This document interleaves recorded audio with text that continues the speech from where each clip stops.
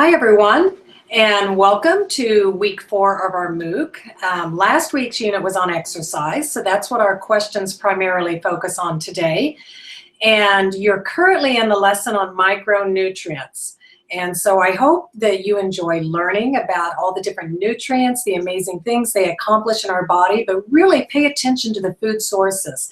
That's what I want you to see, how eating a variety of foods helps ensure that you're getting all the nutrients that we're focusing on this week.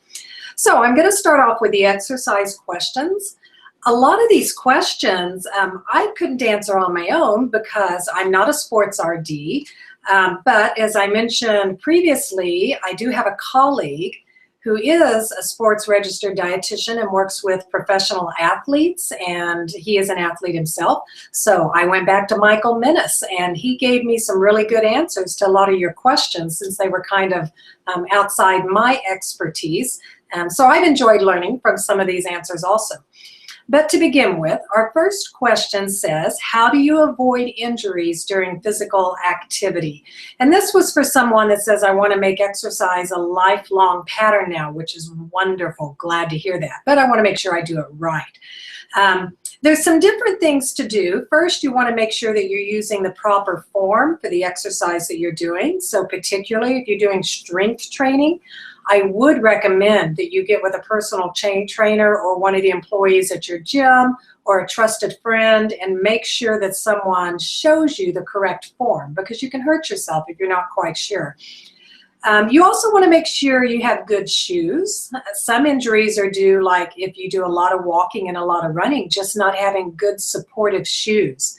And there are actually shoe companies you can go to that will put you on a treadmill. They will videotape you running, walking, and they can tell by your stride and your foot placement what kind of shoes you need, and whether you're a pronator, mild, moderate pronator, or overpronate versus underpronate. So that's always good to know. What kind of shoes should you be wearing? I used to have a lot of ankle problems until I did that, and I found out that I did overpronate, and ever since I got in the right pair of shoes, I don't have sore ankles. Also consider, this sounds basic, but what kind of clothes are you wearing, especially if you're doing extended types of exercise? When I first started walking for miles and miles, 4 miles, 6 miles, 8 miles, I actually got quite a few chafing burns because I was wearing just cotton t-shirts, and as you sweat and the material rubs against you, it was rubbing raw spots under my arms, and then I'm getting chafing on the legs from the shorts. And so that's when I started talking with a friend of mine who's a personal trainer, and she said, you need the right clothes. You need moisture wicking clothes. And so I did a little research on that, started watching for sales, got the right clothes. And then also a very good tip is, if you've not been exercising routinely, start slowly and work your way up. Because the first time you may decide to go for a run or a jog, you feel good and you may go further than you really should. And then you could end up raising the risk for injury, because particularly if you make yourself very sore. So start off slowly, work your way up. But really the most important thing you can do to help prevent injuries with exercise is the stretching. You should stretch before you exercise to prepare your muscles.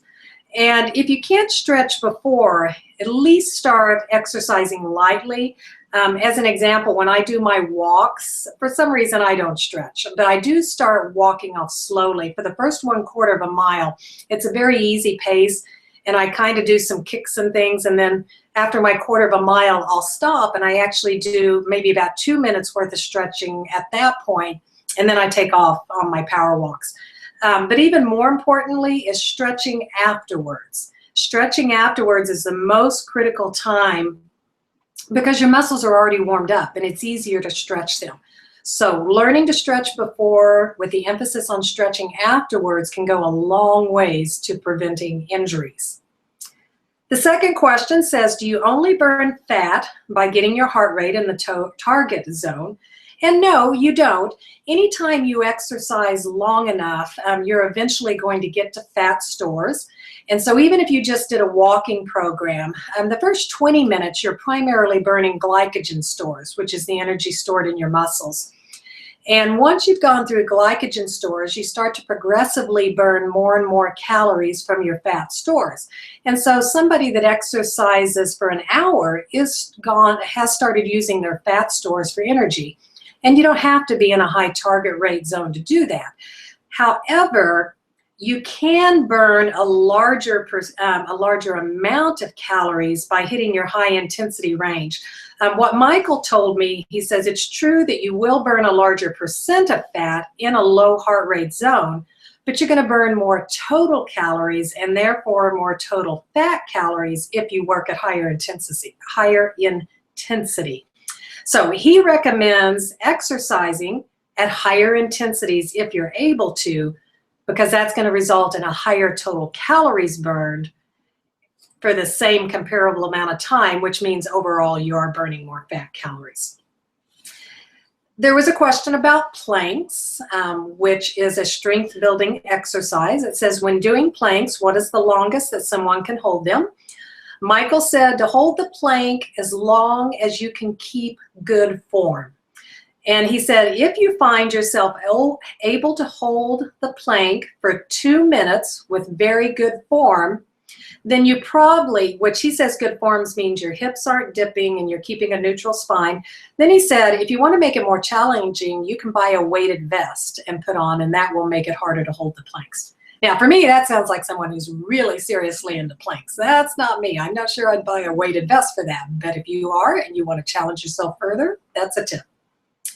The next question says, some months after gaining extra pounds of lean muscle, if I decrease the intensity of the strength training, will I lose the extra pounds of muscle? For example, if I'm currently lifting 100 pounds and I decrease to 70 pounds, will I lose some of that muscle mass? And his answer was yes and no. He said a lot of the strength comes from nervous system adaptations and not necessarily the muscle mass increases.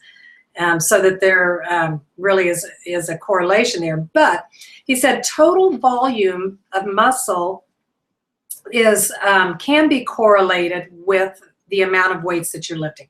He gave an example. If you decrease your weights from 100 pounds to 70 pounds, then you need to make sure that you're matching the same volume, which he listed it as reps times set times load, in order to maintain that muscle mass.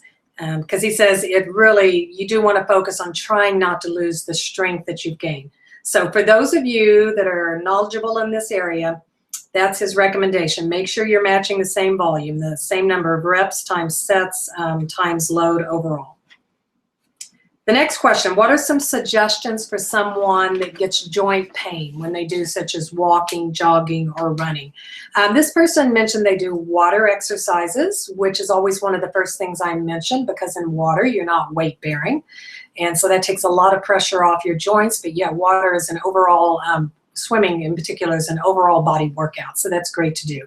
A couple of others, stationary bikes. You can get recumbent bikes where the back is in a recumbent position. That takes some of the pressure off your back also.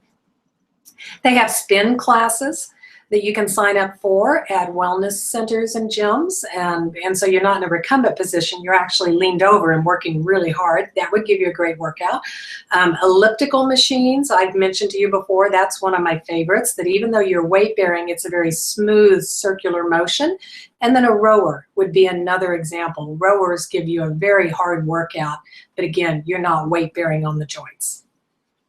What are some exercises to do while sitting in my office or while studying? You might need to focus on the NEAT activities that we talked about in last week's lesson, non-exercise activity thermogenesis, because anytime you can incorporate additional movement in, it will burn calories. So consider if you're in your office or you're in a classroom, can you stand up? And even at the back of the room, a lot of times when I go to meetings, I'll go stand at the back of the room and I'll just rock back and forth. And you're burning a significant amount of calories when you do that for an extended period of time. If you're in a class, is there a window sill that you can put your computer and work from a standing position? You can sit at your desk and do leg lifts or calf raises. You can even do walking motions while sitting at your desk. so that you're expending some calories. But probably the best recommendation is when you're at your desk or studying, can you get up and do a 5-minute walk every 45 to 60 minutes? Because it's not good to sit for extended periods anyway. You want to get the blood flow going. And so I really like the idea, if possible, get up and take a 5 to 10 minute break every hour and just move around during that time.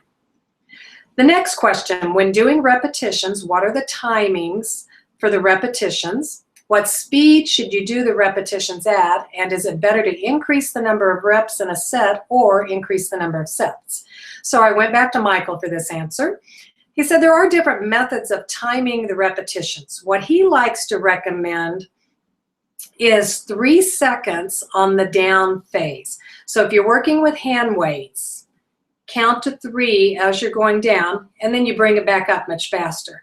Now, he says bring it up as fast as you can. If you're new to weights, I'd almost worry about maybe you overextend with your weight. You might want to do it a little more controlled manner coming up if you're new. But as you're doing the downward slope, count to 3 as you're going down. Because he said taking 3 seconds on the downward motion allows more energy to build up, and that's going to help you move the weight quicker when you come back up. But he said that downward motion and holding it is going to cause minor tears in the muscle, which is the soreness that you feel, but that's what you want, because we talked about in a previous chat that it's when you break down muscle and then you give your body time to build the muscle back up that it builds even stronger. In terms of, is it better to increase the number of repetitions in a set or to increase the number of sets? He said they're equal. It's whatever you want to do. He said increasing the number of sets is just as effective as increasing the number of repetitions in a set. So you just choose however you want to do it. There were a couple people asked, what's the best exercise for getting your waist back?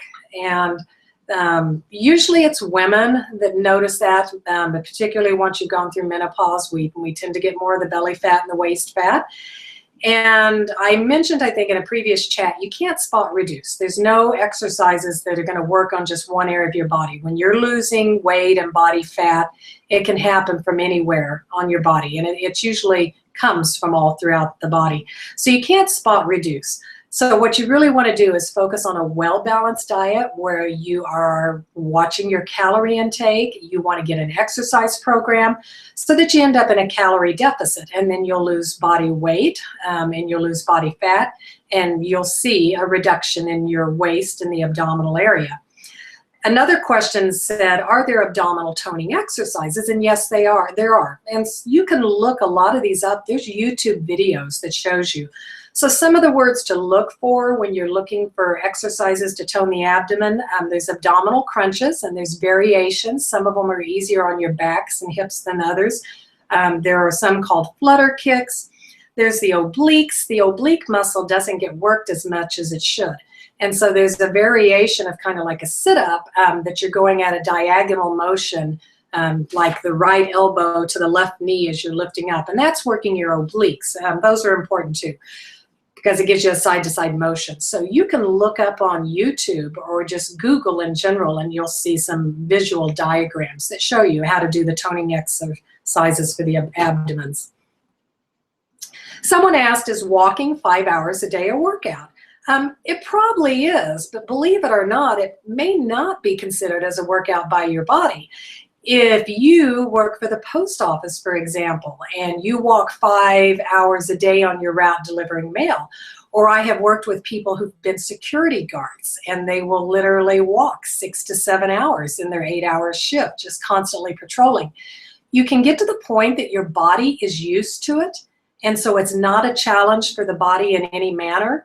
And so when I have persons in those types of jobs where they walk all the time and they're saying that I'm still not losing weight, one, we need to look at how much they're eating.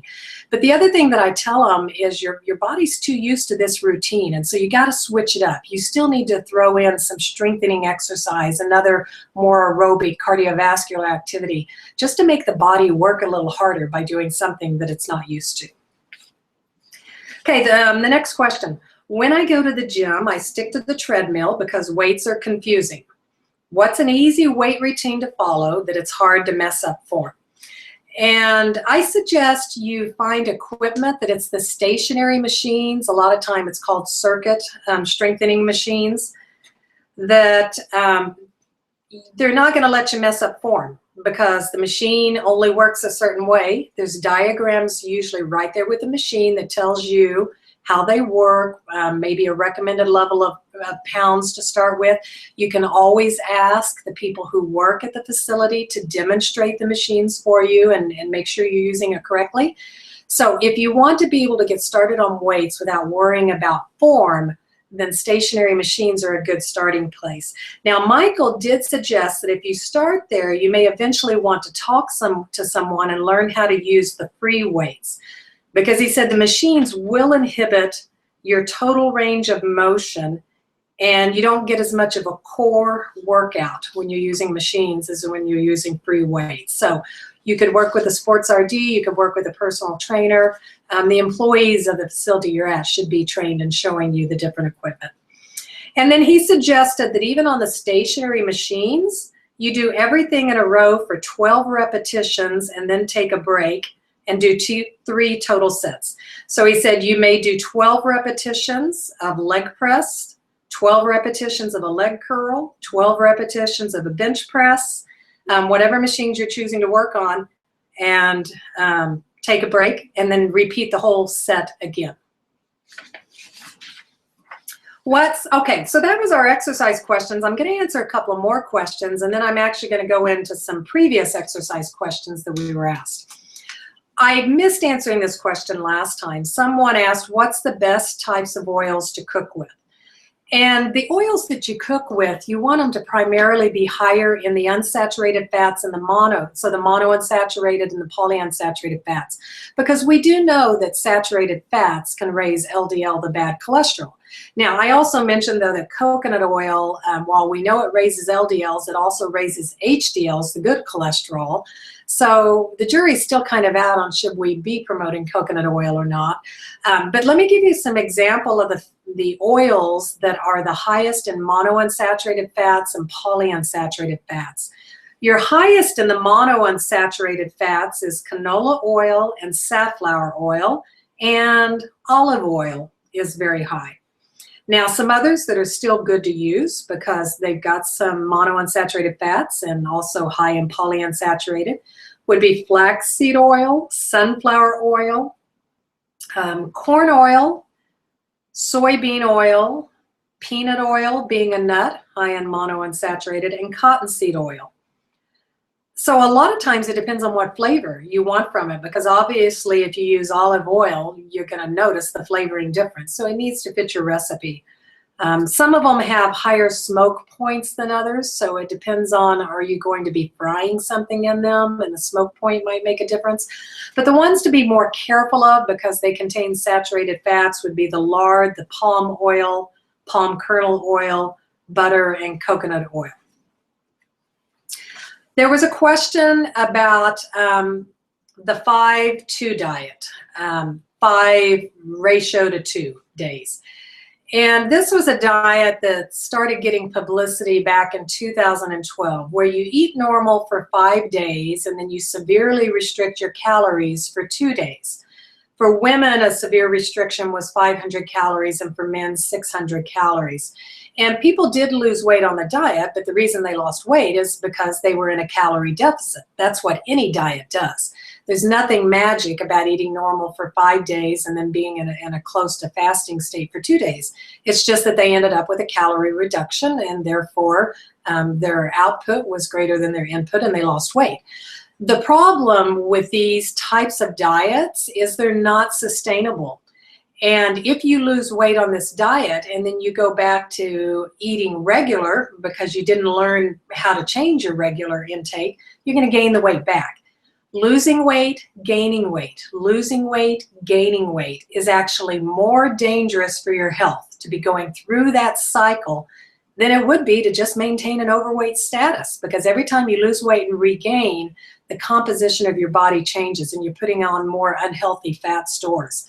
And so we would rather see somebody stay in an overweight category than to constantly lose, gain, lose, gain. So whatever methods you choose to lose weight, it needs to be changes you can sustain for the rest of your life so that you can keep the weight off. So that's the biggest issue with the fad diets, is they're not realistic. They work for short term, but they're never going to work in terms of long-term changes. So those were the questions we had asked from today. And since we have a little bit of time left, I'm going to go back to some questions that were asked the first time that we ran the MOOC, because you may find these very helpful. One person said, my main form of exercise is running, and that other types of exercises cause shin splints or muscle soreness. So what do I need to be watching for because I get shin splints or muscle soreness? Just want to mention kind of a disclaimer right off the bat. You may need to see an exercise physiologist. There may be something going on that could be corrected.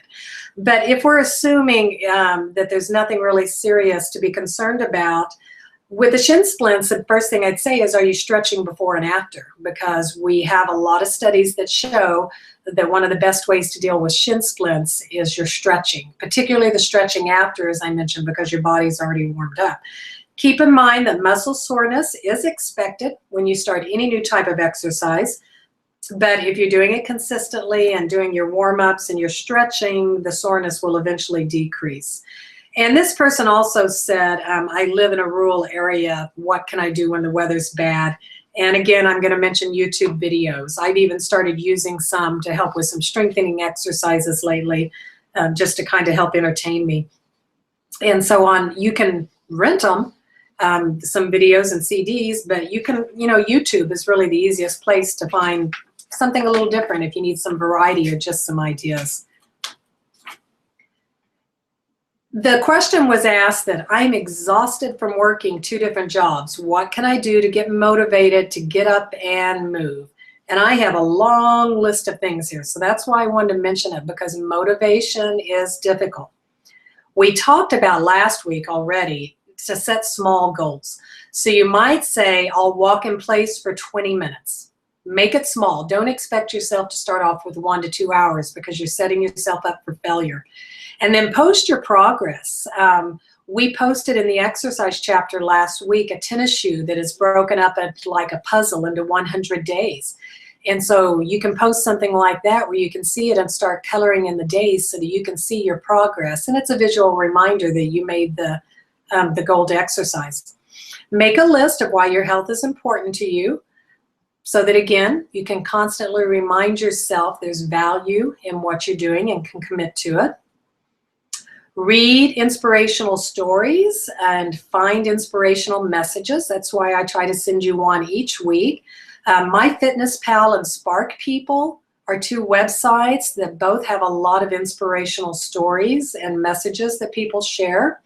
You can track your exercise using apps if you have smartphones, and so that way you can see your progress. I've not used this app, but it was mentioned by a lot of people last fall, Fitocracy. It was Fitocracy. A lot of people mentioned that they use that app to help them track their exercise, and you can also connect with other people and build a support system.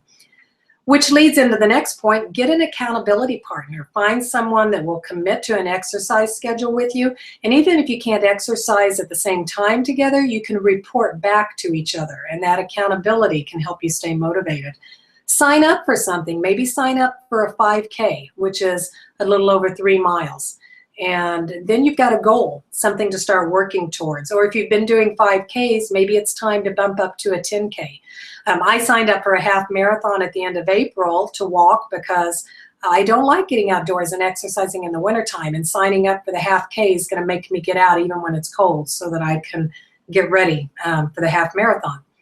Think about exercise daily so that it becomes part of your normal routine. So even if you need to put up little note tabs that say exercise, exercise, keep it at the forefront of your mind to help you think about staying active. This next suggestion sounds funny when I tell some of my clients, but it works. Sleep in your exercise clothes. If you set the alarm for 5 a.m. and you don't want to get out of bed, but you're already dressed in your exercise clothes, including socks, and all you have to do is put on your tennis shoes, that takes away one of the excuses that you might use. And when I first started exercising, that's what I had to do. I'm not a morning person. And so when my alarm was going off at 5:30 and I'd wake up and I'd want to go back to sleep, and I thought, you're dressed, you're ready, just get out of bed. And then all I had to do was put on my tennis shoes. So it was a reminder when I woke up that I said I was going to do this and I need to get out of bed and do it. Commit publicly to family or friends so that you feel accountable, and you can also get a support system.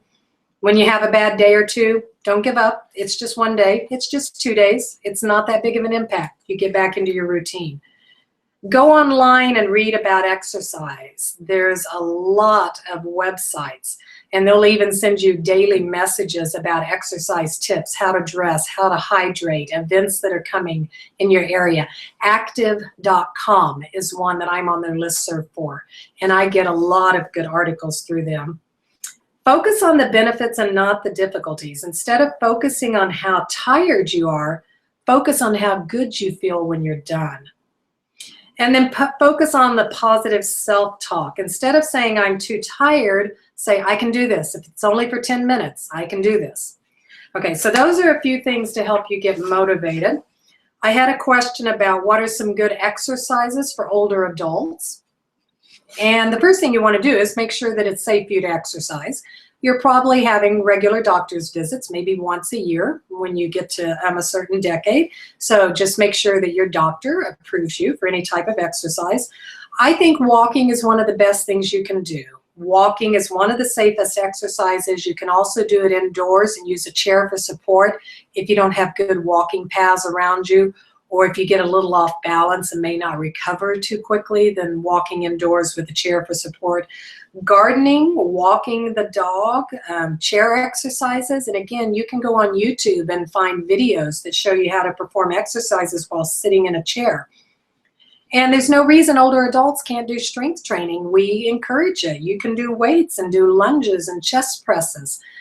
So there's a variety of things, and you can work with a sports RD if you're not sure what kind of routine you can be getting. And then I'm going to answer one last question, and I think we touched on this in one of the other chats about the importance of protein. But I usually always get the question that says, is it really true that I should eat protein within 30 minutes of working out? And yes, it is. I mean, carbs within the first 2 hours to replace glycogen stores. But protein, it's recommended within 30 to 60 minutes of your workout. You get a good source of protein because it will help repair those muscles that were broken down during exercise, and then that's going to make the muscles stronger as they rebuild. So 10 to 20 grams of protein is what's recommended. It doesn't matter where the protein comes from. The body doesn't care. It's what you tolerate best and what you like. So some examples: boiled egg, Greek yogurt. I make smoothies when I come in from my really long walks. I use non-fat yogurt and some fresh fruit and some milk and make some great smoothies. Chocolate milk is great, high in carbs. Yes, it's high in simple sugars, but if we're just using it for the post-workout routine and you don't consume a lot of simple sugars at other times, it's not going to be detrimental to your health. There are protein drinks, a little more expensive. You can buy high-protein granola bars. You could even eat a sandwich, a small sandwich afterwards. And then, as I mentioned, try to get the protein in within 30 to 60 minutes of completing your workout. Okay, those are our questions for today. This week, post your questions about the micronutrients and about label reading, and we will cover those next week. So enjoy the rest of your week, and thank you for your participation on the discussion boards. I'm really enjoying seeing all the comments that you're adding, and also that you're responding back to each other. The support system is very helpful for everyone involved in this course. So thank you for your participation, and have a great week.